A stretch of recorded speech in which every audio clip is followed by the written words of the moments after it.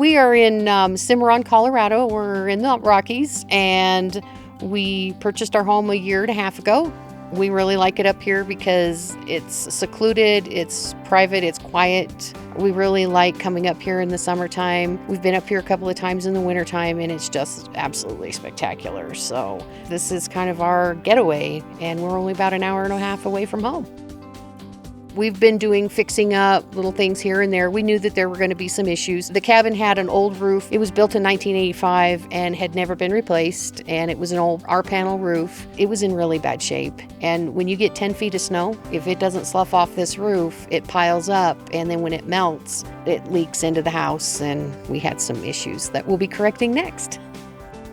We called several local roofers to come up and give us an estimate to get a new roof put on because we knew we needed to get a new roof. We got one call back, and that guy never showed up. Especially with the construction on Highway 50 right now, it's very hard to get trades to come up here. If you don't have somebody that actually lives in this area, it's pretty slim to none you're going to find somebody to come up. When I had seen the ad on Facebook, and I'm always skeptical of ads that I find on Facebook. It's always kind of like, really, is this really a deal or a scam or what is it? And it was real comforting that the salesman got back in touch with me right away, gave me his name, his phone number, the whole 9 yards, and explained all the different parts and pieces. It wasn't just a, hey, here you go. We were in a hurry. We wanted to get it done. And they kind of put the brakes on and said, no, we want you to make sure that you're making an educated decision. We want to make sure that you understand what you're getting, how our roof works, how this whole system works, and how the whole things are going to come together before you make that decision. So that was very comforting. Once we heard back, they had us watch some videos, which my husband found thoroughly informational. He watched the videos. He was real impressed with what he was seeing. And that's when we went ahead and got back in touch with you guys and looked into getting a new roof put on.